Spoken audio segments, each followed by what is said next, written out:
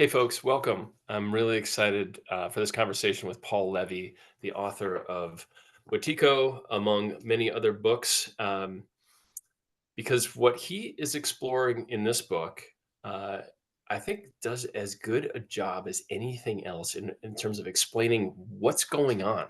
Why does reality seem to be broken? Why do even like the good-hearted people seem to always like not do a great job? And so we're gonna get to explore some of this today with Paul. So, Paul, welcome. Thank you so much for being here. Yeah, I'm so happy to be here with you today. Thank you so much for the invite. Well, awesome. Well, let's dive right into it. For folks who are not familiar with the word Wetiko, what does it mean? How do you hold it? And how does it actually work within us in between? Like, how does it move from person to person? And how does it Yeah, yeah, yeah. turn into this crazy world we call modernity? Yeah, for sure. Well, the word Wetiko, it's a Native American indigenous term that really it would translate as a cannibalistic spirit or the spirit of evil. And when I came across it, I'd been tracking this, but I didn't have the name for it. And then there's a famous book, Columbus and Other Cannibals, written by an indigenous scholar, Jack Forbes, and it's all about Wetiko. And my eyes fell out of my head when I was reading it because, oh my God, he was precisely articulating what I had been tracking, but Mhm. just didn't have the name for. And so one very easy way of conceiving of it, it's a virus, but not a physical virus. It's a virus of the mind, or you can call it a mind parasite or a cancer of the soul, or like Mhm. this vampiric spirit. And it exists in the collective unconscious of humanity, which is to say that it exists within all of us in potential. And it's at the root of the evil that's playing out both individually in our lives, in our own mind, interpersonally, and collectively on the world stage. And it's a quantum phenomenon. And what I mean by that, without getting overly fancy, it just, think about the nature of light. Well, is it a wave or a particle? Well, it depends. It's both and. It depends how it's observed. Well, when I say Wetiko is a quantum phenomena, it's the source of the greatest evil. And it's also not only does it contain its own vaccine, but it actually contains this blessing. It's helping us to evolve, it's helping us to wake up. But if we don't recognize what it's showing us, because it's a revelation. Mhm. Watiko is a living revelation whose source is inside of our mind, inside of our psyche. But if we don't recognize what it's showing us, then it will just assume its programmed function of destroying us. And it has a it's very hard to see in one way because as soon as you see it, it's shapeshift and it's Mhm. elusive, it's a trickster.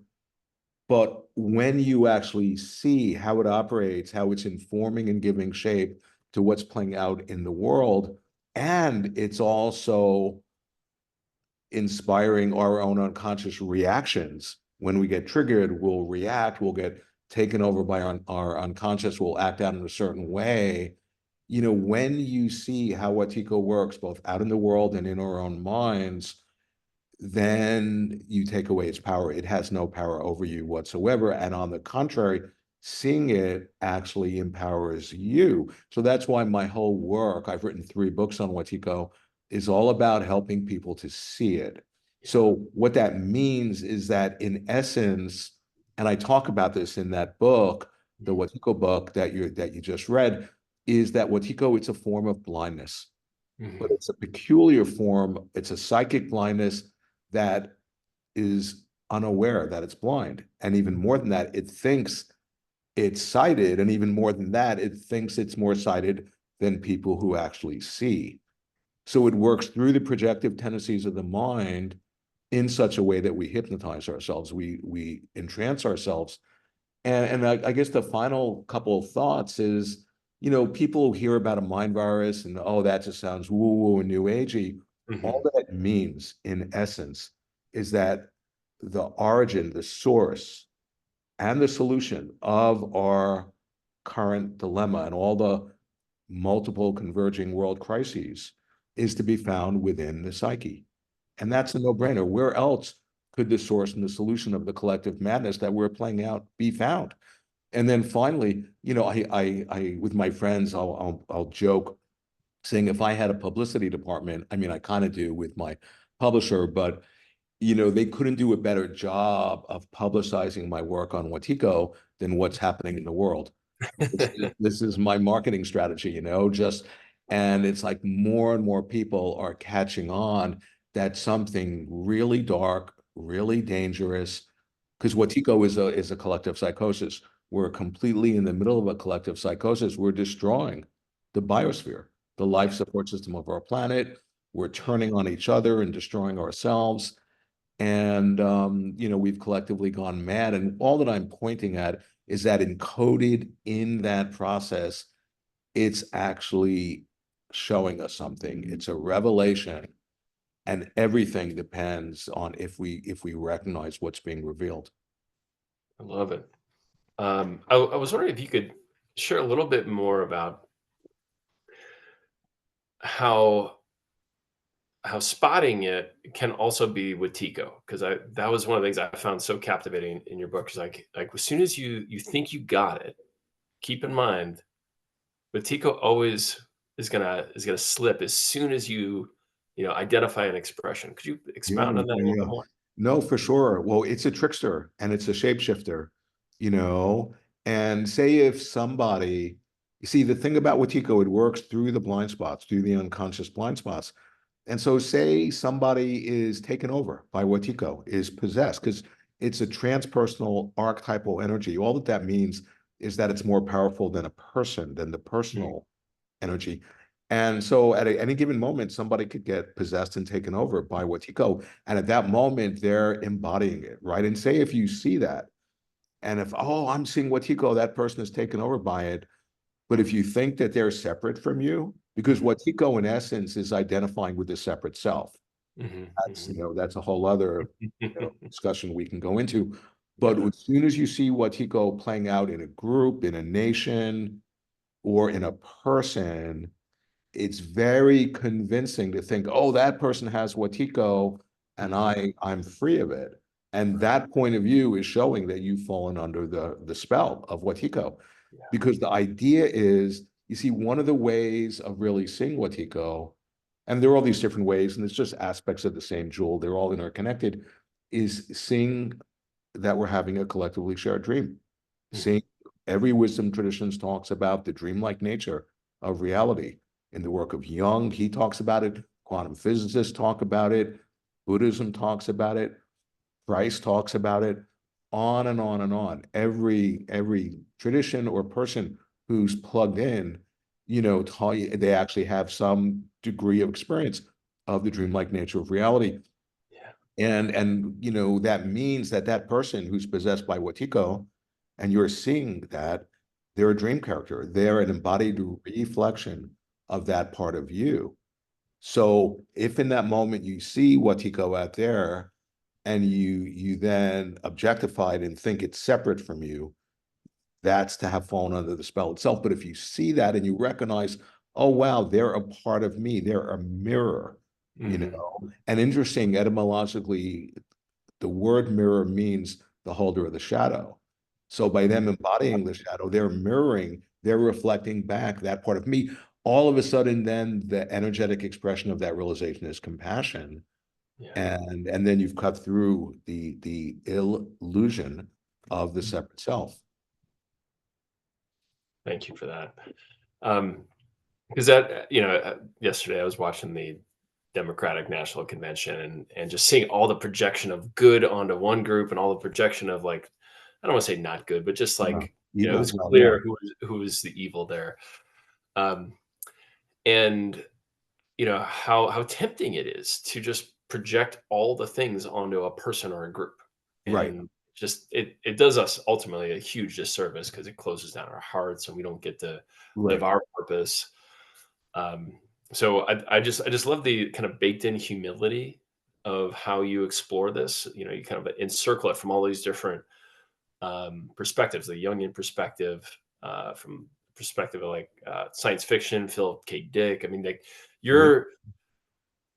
you're encircling this in a really beautiful humbling way. And it's a dance with, quote unquote evil that is unfamiliar, I think, in most Yeah, of at least yeah, American culture. And I just yeah, want to yeah. say thank you Yeah. for Well, giving us if the. I could just, no, I appreciate that. And, and Philip K. Dick, he was completely tracking Wetiko. He called it the Black Iron Prison. Yeah. And he actually says, I have this quote in the book, he says that the key to everything is this mimicking substance. Mhm. And Wetiko is a mime. It's an impersonator. It's in the apocryphal text. They talk about the counterfeiting spirit. It impersonates us. It has no creativity, but it puts us on. In other words, Mhm. like a suit of clothes, which puts us on, such that we identify with it, puts us on in that it fools us, and then it offers us this false version of ourselves. Oh, you're limited, you're wounded, you're traumatized, you know, and if we're not awake in that way and we identify with its version of ourselves, Jung calls that the fictitious personality, Right. it then has us, then it can manipulate and control us. But if we're awake in that moment, it has no traction over us at all. And because it has no creativity, it plugs into our own creativity and Mhm. turns it against us. And that's why one of, if not the most powerful antidotes for Wetiko is to connect with our creative Mhm. spirit, with our creative nature. That is who we are. And just there are so many things I could say about what you just said, because, you know, like I think of Jung, he says we don't become enlightened by imagining figures of light. We become enlightened by making the darkness conscious.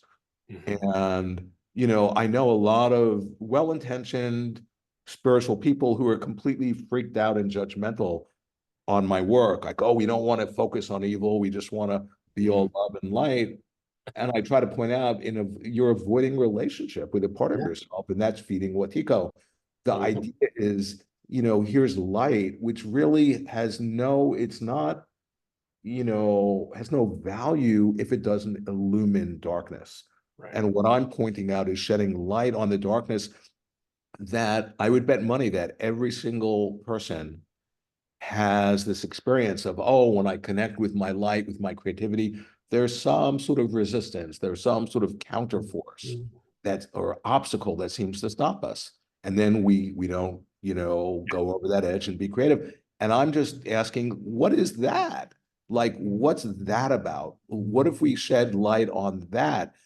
And what you discover, like in the Quran, the holy book of Islam, they, and they're continually talking about Wetiko. In the last surah, they warn about it. They call it the slinking prompter.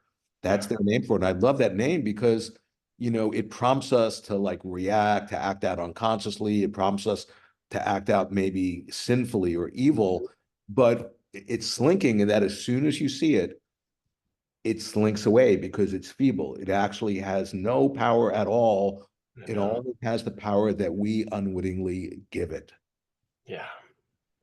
And I want to go into the creativity and the ways that like Yeah, you yeah. keep it and invite other folks to keep it in front. But I first want to ask, like, because you approach this, this topic from all these different cultural, spiritual, scientific perspectives. Like, what was it about Wetiko and its cultural, spiritual context that had you kind of centered that versus, say, Iblis and Islam or evil Yeah, and the yeah, yeah, tradition? yeah. And no, I appreciate that because I was having a personal encounter with it in my family. I'm an only child, and without going into the story, I see now that Wetiko, in a sense, came into the petri dish of my family and destroyed the entire family. I haven't Mhm. had a family for over 20 years. Mm. And when I was just a young, innocent, 20-something-year-old, and I mean, one thing that it was interesting, one person, my father was the one who, in a sense, was the channel for Wetiko. He embodied it and acted it out. But then Mhm. the rest of it was like the whole field, the whole family system configured to protect the abuser. And Mhm. I began to see that, and it was almost like higher dimensionally choreographed. I Mhm. couldn't believe that as soon as the light was going to illumine the darkness that my father was playing out. The whole non-local field would configure to protect the abuser. Yeah. And then, so, just a little bit about my story. This created so much pain and suffering being the recipient of my father acting out his abuse, which so many people do. It's not Mhm. uncommon. Yeah. And it just created such intense suffering for me that I went so deeply inwards. And I had this life transforming awakening when I was 24. I don't need to go into the story, but basically, I was so ecstatic at what I was realizing about, oh my God, this is a Mhm. collectively shared dream. And I was having realization and I was so excited that I immediately within, the day got thrown in my first mental hospital Oh, jeez. and diagnosed, oh, you have a chemical imbalance, you're mentally ill, you'll need to be on medication the rest of your life. And I was just, I was lucid. So I was Mhm. aware, wow, these people are the crazy ones. Mhm. They're totally ignorant, and that's what saved me. And there's a whole story. I don't need to go into that now. But why I even bring that up is because I began to recognize, like internested iterations of a fractal, that the same evil that was playing through my father and the family Mhm. all of a sudden now had changed channels and was operating not through a person and a family system, but through a system of psychiatry. And then, Mhm. like iterations of a fractal, I began to recognize, wait a second, that's Mhm. the same evil that's playing through the collective body politic Yeah. of humanity. And, so, like in a fairy tale, when you find the name of a demon, it takes away its power. Yeah. And I just happened in the right moment. I had before I came across the word Wetiko, I called it malignant egophrenia, ME, Mhm. so me disease. And and that was the name I was using. And then I came across Wetiko, and I just, appreciated it because it's a sacred name, it's indigenous, and it had a certain sort of numinous power to it.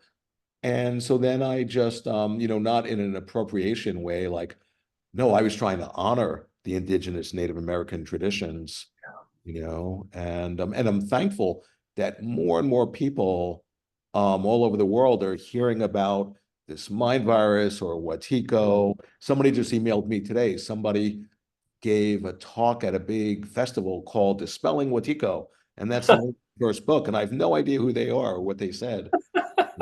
Yeah. Fantastic. Yeah, I mean, I felt that way too. I felt you were very honoring of the indigenous peoples, and I think if were I indigenous reading this, like, yes, finally, someone has named the thing that we've been trying to say the entire time, and then created all these cultural tethers that bring these little tunnels for folks to come in from this collective psychosis into this indigenous wisdom. That yeah, this is a thing. We need to name it. We got to put light on it. We got to keep it in front of us. Yeah. Um, so I guess what I would love to just hear from you. You talked about creativity, but as a way to kind of center yourself outside of the, the tendrils of Wetiko. How does Wetiko show up in your daily life? Like, how can you see it? Once it starts to work, and then Yeah, yeah, what do yeah. you do to keep Well, it out in front of you so it yeah. doesn't? Well, first off, I want to say that Wetiko is contagious, just like a physical virus can be contagious, but it works through the unconscious. And so when somebody is really taken over by Wetiko, they can be plugging into like the transpersonal archetypal dimension of our being, and they can have a certain charisma, and that Hmm. trans people Oh to yeah. like take on the other person's point of view, so Mhm. that they all like people like reinforce each other's like perspective, and it doesn't necessarily have to be a true perspective. And Yeah. so what you go is a collective psychosis. And so, but I think that's important that we are dealing with something that is contagious, but the opposite is also true. When we begin to awaken and to connect with our creativity, that itself can go viral and be contagious. So to answer your question, I think about like for me, and I think this everybody has their version of this experience, so one way of describing what happened when I got initiated into Wetiko in my family with my father and with psychiatry was that I got traumatized. It was deeply traumatic. And so the idea being, if I'm sitting in meditation and I'm feeling my trauma, I'm feeling my wound, right? I'm feeling my unhealed abuse. Well, that's not necessarily Wetiko. That's not necessarily problematic at all. No. But how do I hold that? If I then tell myself a story, oh, wow, I'm feeling my wound, my trauma, my abuse. I'm clearly wounded and traumatized. I have all the evidence I need to confirm that. Because if I wasn't, this wounded, traumatized person, I wouldn't be having this experience of this wounding coming up right now. But if I interpret it that way, then I'm unwittingly colluding in creating myself as a traumatized person. Mhm, I'm participating in the evocation of my experience by the right. way I'm interpreting it. But I could be having that exact same experience. My wounding is coming up, my trauma, my unhealed abuse. And if instead of like having it serve as evidence confirming that I am indeed wounded and traumatized, if I can just, in that moment be in touch with my nature and Mhm, have the recognition, oh, this is just a display of awareness. And mhm, this is actually the release of whether it's my trauma or the trauma that's in the field that pervades our species, then the trauma just self-liberates. I'm not like, identifying with it. I'm not mhm. contracting against it. All of those are forms of clinging. That's what the Buddha discovered. The Buddha was a physician who Yeah. discovered the cure for an illness. And that Mhm. the illness that he found the cure for was suffering. And Yeah. he realized, yeah, we are clinging to our experience. And that takes a lot of forms. We can identify with that trauma. We could judge it. We could separate ourselves from it. All of it is making it real. We're Right. playing the key role in how it shows up. And so then all of a sudden, something that seems to be the obscuration, actually, if you recognize its nature and your nature, it actually will reveal itself to be a gift and Mhm. deepen your realization. And Yeah. that's real alchemy. And we're all being called to be, and I can talk a lot about this, alchemists and shamans and all that. That's the deeper archetype that's activated in the collective unconscious of our species. Yeah. I love that because in some sense, it all comes down to how we hold what's arising in our field. Like Right. if there's a Exactly. protagonist and an antagonist, and we've got to choose sides and like project all the bad things over here and all the good things over here, and develop names and labels, then odds are probably some Wetiko going on. And if we can hold it as like a question, a curiosity, a prompt to, as you said, come back to like my true energy, my true nature, Yeah. then Yeah. it's yeah, more healthy, Exactly. yeah, dance. Yeah. I want to respond to, you talked about the charisma of those taken over by Wetiko. Um, and I don't think I haven't shared this with you, but for a very brief period of my life, for a couple of years, I was like enthralled with Wall Street. Went to go work on Wall Street and read all the books, and like so, there's all these charismatic figures like the Wolf of Wall Street, the Gordon Gecko character in the movie Wall Street, and then later American Psycho, and like now you have all this whole like phenomena, and I'm still good friends with lots of folks who work on Wall Street, and it's just self-reinforcing Wetiko machine about like greed is good, more is better. Right. You know, everyone else is an extra in my movie. Just this kind of like, Yeah. Yeah. Yeah. and and Right. and, and they're entirely convinced. So like, yeah, this is great. It could be better. Whereas like literally everything they're doing is destroying the sacred within themselves and without. And Right. Right.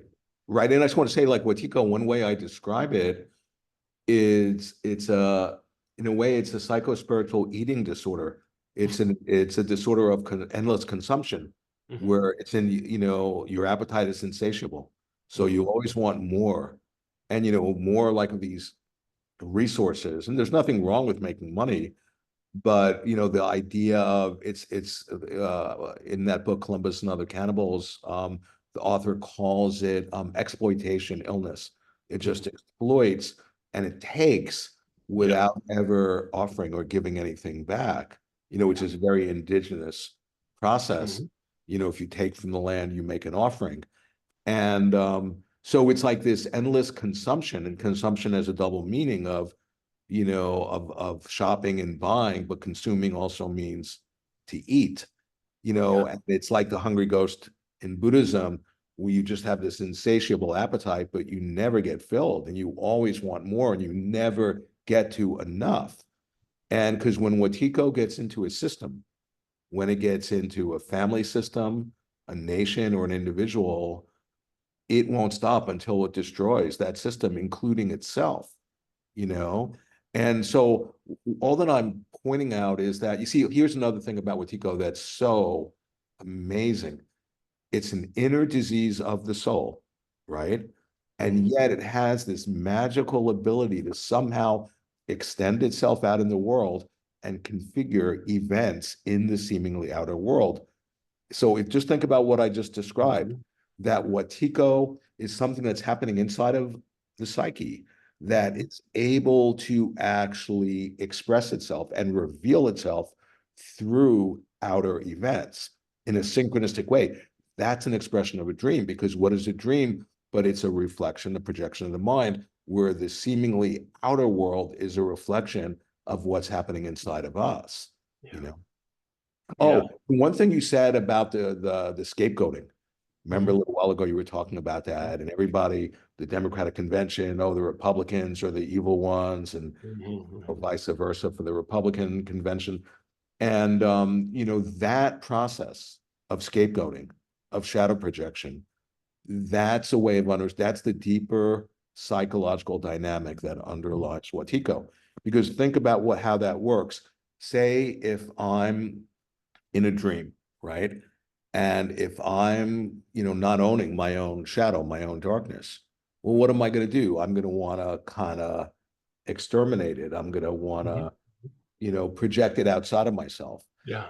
I want to get rid of it. I want to kill it. And the way to kill it is, oh yeah, I'm going to disassociate. So then it gets dreamed up, and into the dream will walk a character who is embodying my own Mhm. shadow. And now Yeah. I have all the evidence I need that the evil is really outside of myself, because there it is. That person or group of people are embodying it. And of course, that makes me feel all light and good and just.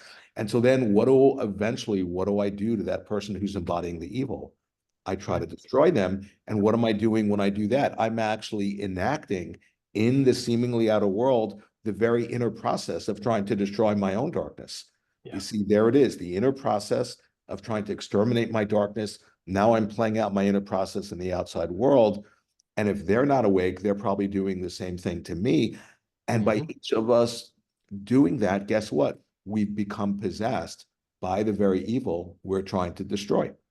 Yeah. See, that's a description of Wetiko. Yeah. Beautiful.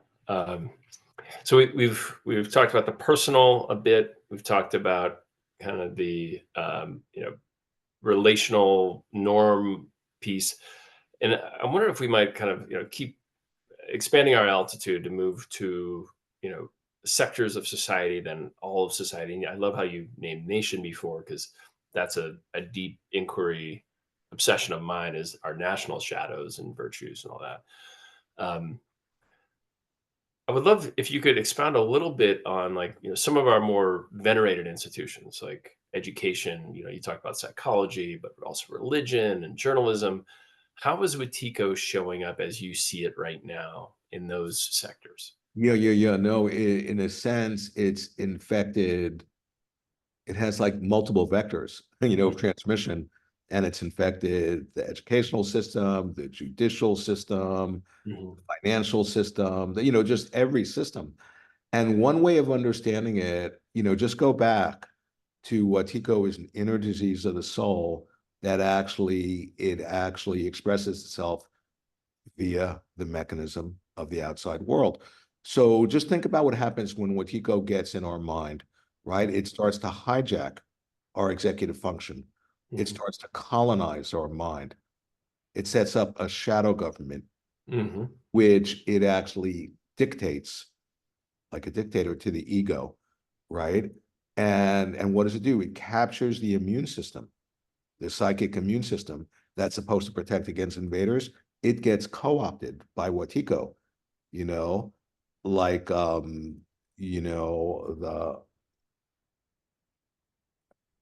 wolf guarding the hen house type of thing. Hmm. And so, and all of what I'm describing is what happens in an individual when Wetiko is taken over. That process is actually what's playing out collectively. That Hmm. here are these regulatory agencies that are supposed to monitor nefarious forces. Well, guess what? They've been taken over by the very sinister forces Hmm. that they're supposed to monitor, just like what happens inside of an individual human psyche. In his work, Jung was super switched on to Wetiko. He didn't have the name for it. Yeah. He kept on the germ of evil, or but the main name he used was totalitarian psychosis. Hmm. It's what happens when we get taken over by Wetiko. We actually are colluding and enact a fascist totalitarian regime, Hmm. within our own, mind, where we control our own control system. We become, I should say, our own control system. And it's very much like what happens when there's abuse. Say if Hmm. somebody is, the abuser, they're enacting abuse, and they exit stage left. Right. Well, what makes abuse abuse is that external abuse becomes internalized, and we then start playing it out on ourselves in a way that both roles. We're the Right. oppressor and we're the victim, right?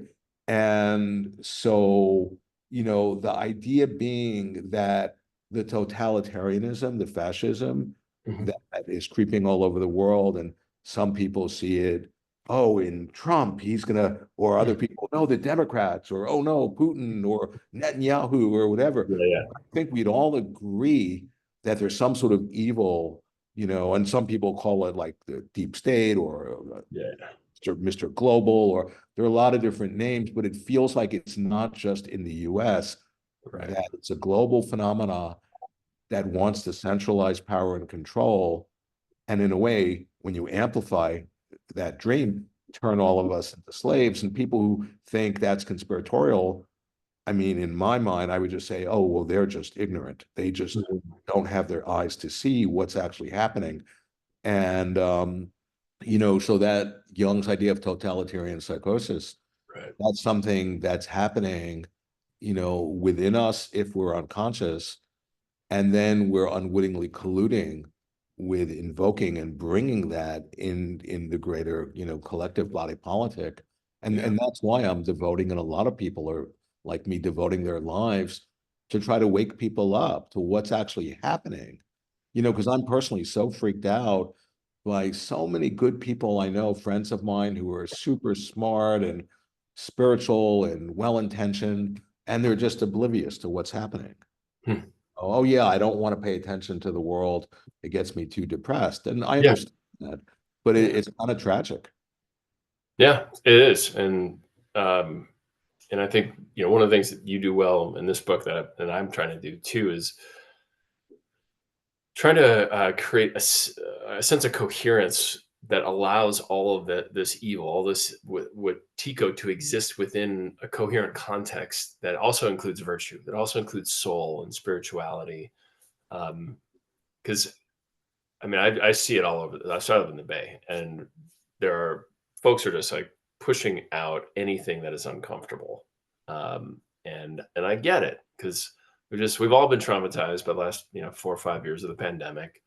We're trying to get back to some kind of normalcy, and big concepts, big ideas like a collective psychosis or a mind virus of evil that is colonizing our lives, our families, our children, their schools, the religion, the news, the courts, the police force, like everything like that is just like, you know, what? Like, I Right, right. mean, Yeah, yeah, I thought I was one of the good guys. And now you're saying right. like, Yeah, well, the thing which is yeah. interesting about what you just said, in his work, Jung talks about in times of collective psychosis, only Mhm. one thing will help us. Mhm. And he says, and it's a new symbolic idea. Mhm. And that's what Wetiko is. It's a saving idea. And, it makes me think, yeah, those tyrants, throughout history, the one thing they were most afraid of was a new idea whose time has come.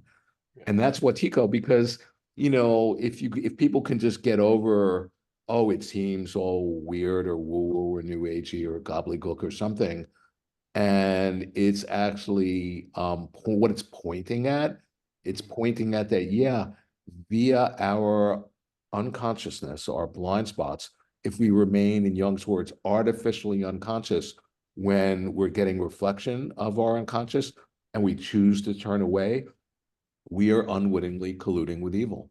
And he talks about in his work, the most important thing is to develop what he calls an imagination for evil.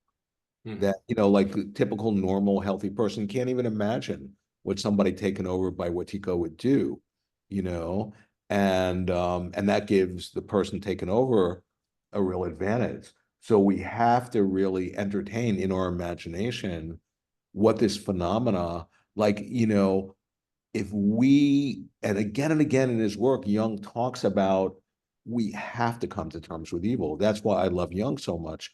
Instead of just being this like love and light person, oh, don't pay attention to evil. Well, yeah, by not paying attention to it, in the same way where, like, if there's a cholera epidemic, Yeah. in the next town, and somebody says, oh no, I don't want to give it my attention, I'm not going to focus on that. Well, they'll get killed by cholera. Yeah. And you have to, certain things you have to come to terms with. And again, Jung is saying we have to come to terms with evil. And it's as if, and he makes this point, this isn't just me. He says it's as if, God, instead of incarnating from the heavens like he did 2000 years ago through Christ, when you see that symbolically, instead of that happening, God is incarnating from the underworld through the darkness, Mhm. through matter. And there's a that's why I keep on saying there's a revelation encoded within the Wetiko Yeah. collective psychosis. And and if we don't recognize what it's revealing to us about our own unimaginably vast creative power, if we don't recognize that, it's going to kill us. Yeah. Amen. I have this conversation all the time. Like, we made this whole thing up, and it is creating all of these impacts that are not intended, but we still did it. So you can either say we are really bad at doing things, or there's something else that's driving our actions. And so I'm always trying to do that same thing. Is like, let's look at why we might want to externalize Yeah. the costs, the evil, the like anything, because I think this is like what I judge to be the task of anyone who comes across this idea, is like, now we have to steward ourselves, steward our homes, our neighborhoods, our blocks, our communities, our nation, our planet. And how do we do that when stewardship can easily lend itself towards totalitarianism? Like, if you're taking Yeah. care of something and then you start to monoculture it, like, then you're all of a sudden Watiko's working on you. And so I Right. guess my inquiry or my curiosity is like, how do you know, embody like the genuine kind of good steward, servant leader without Yeah. being, taken over by Wetiko yourself? Yeah. No, totally. That's a really good question. And, I mean, what comes up for me, you see, what Hiko does when you get taken over, you become like, in a sense, you become like an automaton, like a robot. Mhm.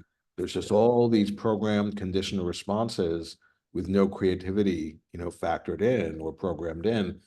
And what the implication of that is, to the extent that any of us could really be in touch with our soul, with our heart, with our love, with our Mhm. compassion, that is our nature. People, like, for example, I'll say, yeah, the greatest protection against Wetiko is to be in touch with your true nature. Well, Mhm. what does that even mean? And I point out, well, our true nature by its nature is creative, Mhm. right? And so when you have realization of your nature, you embody being creative and you Mhm. express yourself creatively.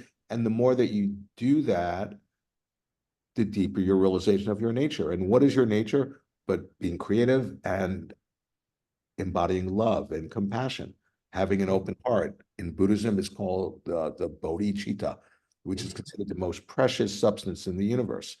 And it's a good heart. His Holiness Dalai Lama, defines it that way. And when you meet people like that who are, and indigenous cultures will say, oh, they've become a human being, you know, Mhm. Mhm. so that's the opposite. There's so much the propaganda and the mind control that's going on that we're swimming in, and people then ingest it. And when you meet them and you just realize they're not even there, it's just the algorithm talking through them. They're like a parrot Yeah. parroting what they've heard, thinking they're in the possession of the truth, thinking they've done their own research, and all they've done is maybe read an article or listened to a podcast, and without realizing maybe they were propagandized.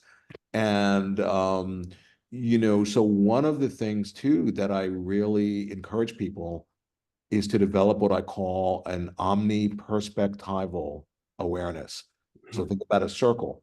Instead of just assuming one position on the circle and seeing in that perspective, what about if you try to entertain all 360 degrees, particularly the perspectives of how the other side sees?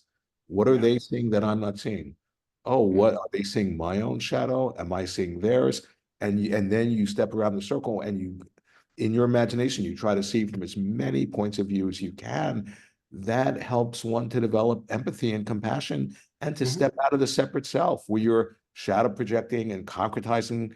As soon as you shadow project and concretize the other person as being, evil or whatever, then you're colluding, you're making it more probable that they're going to manifest in that way.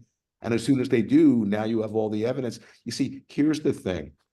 If I can get, really right down to an essential point, we have entranced ourselves. We have brainwashed ourselves. Yeah, there's propaganda, all that. But when you get really right down to it, we have put ourselves under a spell.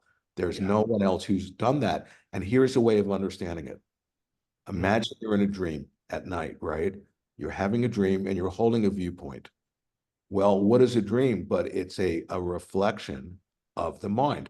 Whatever viewpoint you're holding, the dream will reflect back that viewpoint, giving you all the confirmation you need, Mhm. confirming that that point of view is accurate, is objective. Now Mhm. you have all the proof and the evidence and the confirmation you need that the way you're seeing is correct. So whatever the way you're seeing, you're going to now even get more fixed in that point of view. And Yeah. in the dream, the more fixed in that point of view you become, the more the dream just reflects back and gives you all the evidence and confirmation and proof that you're seeing correctly ad infinitum. That's a self-reinforcing feedback loop in which you've entranced yourself by the creative genius of your own mind. That's Yeah. Wetiko. And all that I'm trying to point out is seeing through that process. And seeing through that process, you discover something. You discover, oh, and this is quantum physics. Quantum physics, discovered this. That's why I have a whole book I wrote on quantum physics, because what quantum physics discovered is the medicine for Wetiko, because quantum physics, discovered that, oh, there's no objective world. That's a nonsensical idea. The only Mhm. correlate is it's an idea in your mind. There's no correlate Yeah. in reality that the act of observing the world, we're influencing the world that we're Mhm. observing. That's a description of a dream. I point out in my book that quantum physics has discovered that we're having a collectively shared dream, but the typical quantum physicist isn't trained to No. understand that. So there's all this controversy about what it means. I'm no physicist, but I'm pointing out this is what it means. They Yeah. know enough to know, oh, we're still missing the central idea, and it's so simple. And when we discover it, we're going to say to ourselves, how could we have been so blind or so stupid? These Mhm. little quotes. And I'm like not a physicist. I'm saying, well, look, this is what it's showing us. Quantum physics is showing us that the act of observation is creative, that Yeah. how we interpret the ink blot, the meaning we place on it, Mhm. actually helps to create our experience. Yeah. And that's the antidote. That's the medicine for Wetiko. Yeah. And that, I mean, the primacy of consciousness, and this is what, these early quantum physicists, entanglement theorists were pointing at like 100 years ago. And Right. it's all the same stuff that, Capra was saying, like, well, and actually all of spirituality says the same thing. Right. And now we are watching our, material world and our institutions that we made up kind of crumble and falter, Right. um, and to invite folks into A, their essence, and B, to see this as a dream. Um, because honestly, I don't, I, like, we have all the policy, the technology to have heaven on earth right now. There's plenty Right. to go around. Yeah. But it's like the psychosis is so damn strong that Right. until we break that, we don't get that heaven on earth. We don't get, King's Mountaintop. We don't get any of that Right. until we break it. At least we, get ourselves a pick and pick at it at least a couple times a day. Because Oh, yeah, yeah. No, yeah. I mean, that's exactly right. And that's why, I mean, Wetiko, it's a psychosis. It's a collective psychosis, in which, like I'm saying, we've entrained ourselves by our own mind. Because think about it. So, you know, here, Wetiko, it doesn't even exist. There is no such thing. So if people hear about a mind virus and get afraid, no, no, no. Fear is the superfood for Wetiko. You don't want to get afraid. It doesn't have any independent intrinsic existence whatsoever, separate from our own mind. Mhm, Okay. So, and yet, if you think, oh, it doesn't exist, then, well, then it'll kill you. See, that's the paradox. This is mhm, pointing at the unimaginably vast creative power that each of us have. This is what Christ was meaning when he says, ye are gods, and scripture mhm, cannot be broken, you know? And so it's like it's fated at a certain point that, and whether we destroy ourselves as a species and it takes another like 14 billion years to get back to the same point, and we do it again and again, a mhm. million times until one time we're awake enough to like avert destroying ourselves, and we actually, alchemically transmute that energy that's fueling the psychosis into realization, into love and compassion. And that's available right now. This could be the time that we do that, you know? And in a way, we have to become like the antipsychotic agents in the greater body politic, Yeah. And all of this I was realizing when I was being thrown in mental hospitals, between 1981 and 82. And I was always diagnosed as, oh, you have this mental illness. And what the psychiatrist didn't realize was that I was diagnosing them as just being stupid. They were just so Yeah. programmed. And and now I have psychiatrists who pay me money to Mm. work with me. So it's really come full circle. But it had a tragic aspect in that it destroyed my family. It Yeah. really So I'm just going to take out. We can keep talking. I'm going to take out a contact. It's getting a little dry. Yeah. So Yeah, no. please. Yeah, yeah. Do what you gotta do.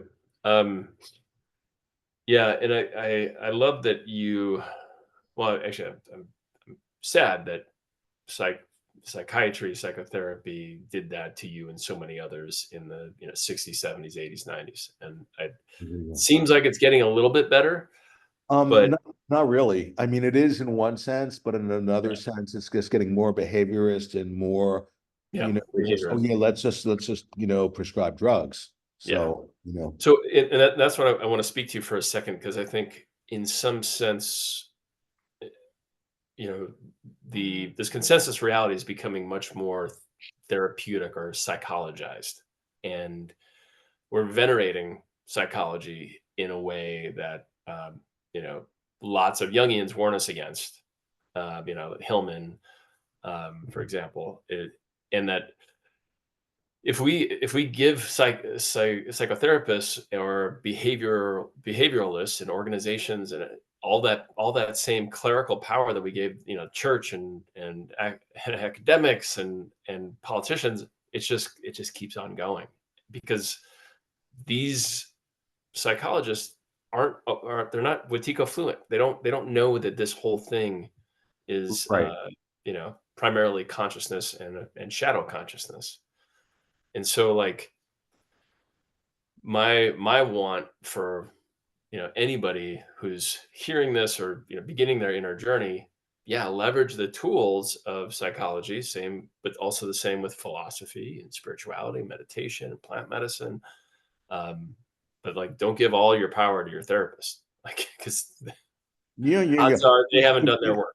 it makes me think like in his work, Jung, who is, tracking how the field of psychology was getting more behaviorist and more just like, oh, Mhm. let's prescribe drugs. you Yeah. know he referred to it as, oh yeah, it's a psychology without the psyche, you know. Hmm. And interestingly, he says the greatest achievement of the entire 20th century in the realm of psychology was what he calls the discovery of the reality of the psyche. It's what my next book is about. I'm kind of halfway through writing it. And the reality of the psyche means that the psyche is ontologically as real, even maybe even fundamentally even more real than physical reality.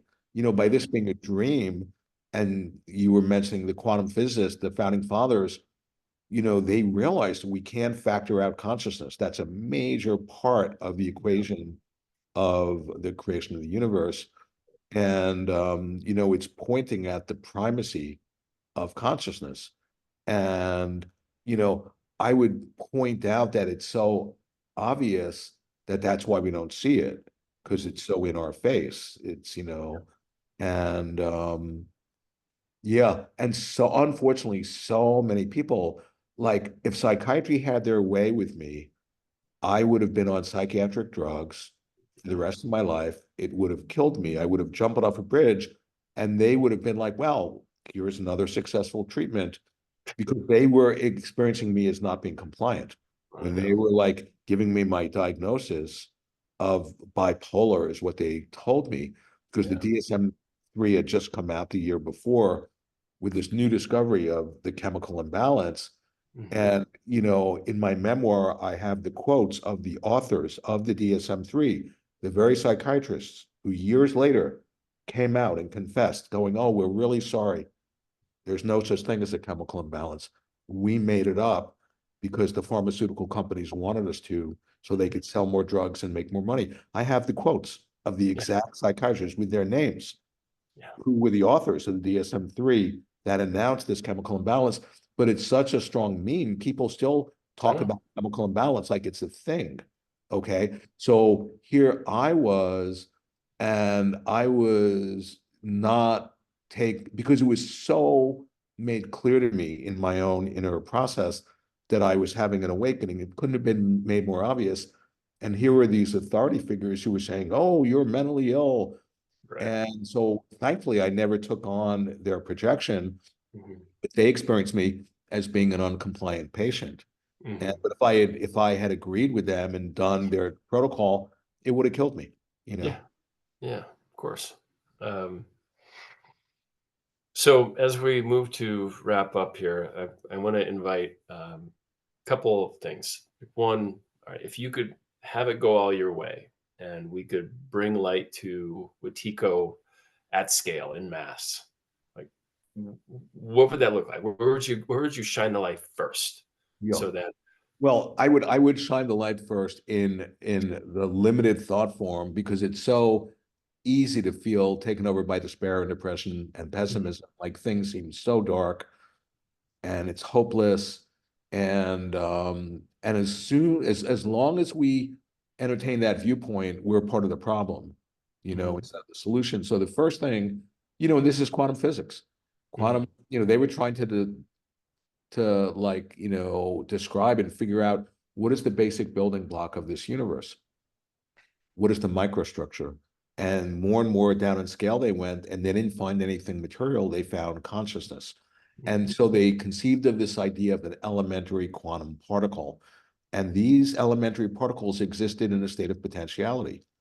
Any and every possible state they could ever exist in, they existed up until the moment of observation. mhm, Then, you know, in physics terminology, then the wave function collapses and one particular outcome actualizes, all the other potentialities vaporize, you know, back into parallel worlds. And each and every moment that's happening again and again. The point is, why I bring this up is that even if something is ridiculously highly unlikely, that's a quote of one of the founding fathers, that it still could happen this very moment. mhm, Okay. So the idea that humanity, that a sufficient number of humanity can actually awaken, and like when you're making bread, if there's enough yeast in the dough, the bread rises. And you know, the images, Jung uses the image when you have a glass of water and you have grains of sugar and you dissolve one by one a grain of sugar in the water, and they just dissolve and dissolve. And when it reaches the saturation point, you add one more grain, and then a crystal manifests. And Mhm. Jung points out that's the way symbols crystallize in the psyche. But that crystal manifesting with that one more grain of sugar, that could be one person right now having realization of their nature, of the dreamlike nature, seeing Mhm. what's go, owning their shadow, whatever you call it, that could be the grain of sugar that catalyzes an awakening in our Yeah. species. And Jung, more and more and more, as I study his work over 40 plus years, he was completely onto that. He was realizing that even like a therapist helping one person, he says that could be, in his words, the make weight that tips the scales. That Mhm. any one person, like having realization immediately, instantaneously gets deposited in the collective unconscious of our species. Mhm. Makes it easier for all the rest of us to do the same.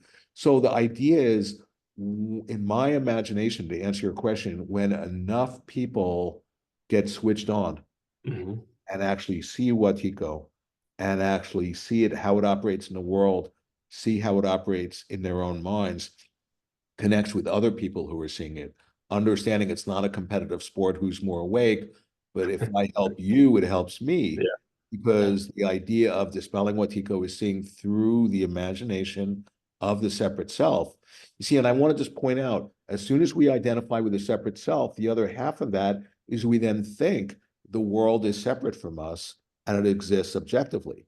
And the Yeah. more we think the world exists objectively, it feeds back into our subjective experience of a separate self. So the idea of a separate self and the idea of an objective reality, in a mutual way, they reciprocally co-arise and Mhm. reinforce themselves. Right. That's an illusion generating another illusion ad infinitum. And Mhm. what I'm trying to point out is seeing through that illusion so that it unravels and you're left with your nature, with who you are, in that we're interconnected with each other, we're interdependent with each other and with all beings, with the whole universe. And the realization of that is love, is compassion. And then it unlocks our nature, which is the creative spirit. That is who we are.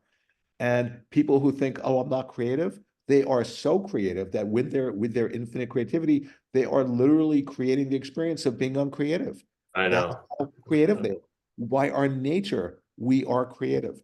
Yeah. And what I imagine is when enough people really awaken sufficiently and have that open heart of love and compassion, connect with their creative genius, where we become instruments through which something like higher than us comes through. And we actually connect with other beings who are awakening, where we could conspire to co-inspire each other. That's a real conspiracy theory, where we can activate the collective genius that's greater than the sum of its parts, that's greater than any one individual. Then Mhm. all bets are off. Then we can change the dream. And this isn't some sort of theory. This is what's No. available.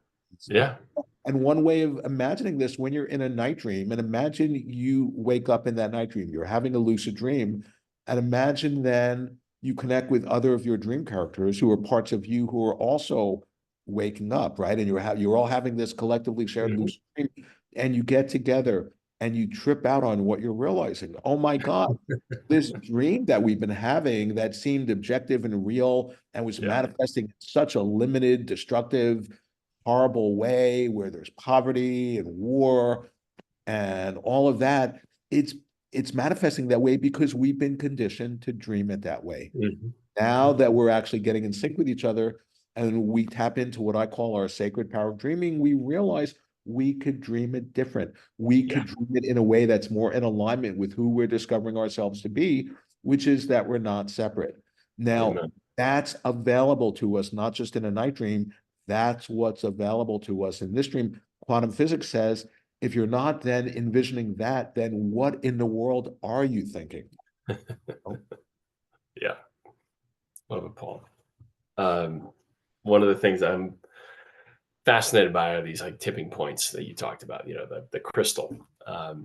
right. And a there's a book I've got on my shelf called Change by Damon Santola. University of Pennsylvania's. He studies like network dynamics and how beliefs and behaviors kind of, how they build critical mass and then they spread. And he said the magic number is 25%. That's the tipping point. We get to 25% of folks who have some Wetiko fluency, it'll eventually move through the rest. But if we don't get to 25, the Wetiko reality will. Yeah, So I'm curious, like what we can do to get to 25 quickly before the climate burns us all up, before autocracy nukes whatever. Like yeah, yeah, yeah. how do we close that gap? Yeah, yeah, yeah. And just, this might be a good, like, sort of ending thought because the idea, like I made reference a little while ago that, Mhm. one of the main, if not the main archetypes that's, constellated and activated in the collective unconscious is the shamanic archetype. Mm, Now, shaman is the wounded healer, the shaman is the storyteller, the dreamer, and the creative artist. And right. there's no one in their right mind who would ever, in a million years, just decide to be a shaman because, the suffering is so overwhelming. Yeah. But it's something we get called. And interestingly, I had written this. There's a chapter in my that third Wetiko book on shamanism, and I had finished it right before the lockdown, like literally Mhm. weeks before the lockdown. And I didn't even realize how prescient I was being because the next thing I knew, we're like collectively descending into the underworld, into the darkness of the unconscious, and all that. Mhm. And the idea being that a shaman is called by the spirits, and we're all shamans in training. We're all called, you know, and like use myself as an example, and not that anybody else has to do the way I'm doing it, but yeah, I was called to be some sort of writer or a healer or a teacher or whatever it is. And then, in shamanism, if they don't have enough courage to assent to the Mhm. calling, they get sick, you Mhm. know. And they say in shamanism that there are two dangers. One is for people like, I know so many people who, they'll do like psilocybin one time, and the next thing you know, they're putting themselves off as a psilocybin healer and a shaman, and they can do damage to so many people and to themselves. But the other danger is for people to just dissociate from their shamanic gifts. And we Mhm. all have shamanic gifts. We're all incredibly empathic and sensitive and creative. And so I would say to have the courage to answer your question, we're all being called. So many people I know are like, oh, I have this vision, I have this dream. Oh, but I'm not good enough or smart enough, or oh, my Mhm. society doesn't support doing this. So they have Right. all the reasons and excuses to not, follow that call of their individuation. An individuation, it really means to be an undivided individual, to become who you are. And Jung says the greatest healing is to connect with yourself, with your nature, with who you Mhm. really are. But that takes courage, Yeah. you know. And so I think that might be a good ending point for not just, oh, some of us, but for all of us. We're all being called, and I understand we have responsibilities and we have to pay our mortgage and rent and all that. Right. But, even in little ways, Yeah. for us to follow that calling, and then one other piece I want to connect to that, there in his work, Jung talks about, he calls it the daimon. And the daimon is the guiding spirit. It's the inner voice. It'll Mhm. help us find our genius. It'll help us find our vocation, our calling, what we're here to do. And encoded in the daimon is the creative. Okay. Mhm. Jung says if you don't have enough, say, courage to honor and follow that daimon, it constellates negatively and will become a demon. Mhm. Mhm. And then it'll be in service to Wetiko. So, he was really after, in his whole therapy of connecting people, he called it the ego self axis, Right. connect people so that you would actually, it's like developing an intimate relationship with the God within, that we all have some sort of intuitive wisdom, guide. This, like he experienced it as, through these seemingly autonomous figures that on Mhm. one hand were part of him, but on the other hand, they were teaching him stuff and they knew stuff Yeah. that he didn't know. That's the reality of the psyche, that he was pointing at. And so, we all have that intuition, but it's gotten encrusted. We've learned to ignore it or to not pay attention to it. And I think about me with my work, I write in the morning. And when I get up and I'm brushing my teeth, I'm getting downloads. And I've learned to differentiate when is it the voice of the daimon in which I'm just the employee and I need to Right. pay attention and I'm getting the dictates from the boss compared to when is it just the neurotic monkey mind and I Yeah. just ignore it. So it's developing an intimate relationship with that inner guide, with that daimon, has a lot of different names, which Yeah. all point that it has a miracle quality when something has a million names.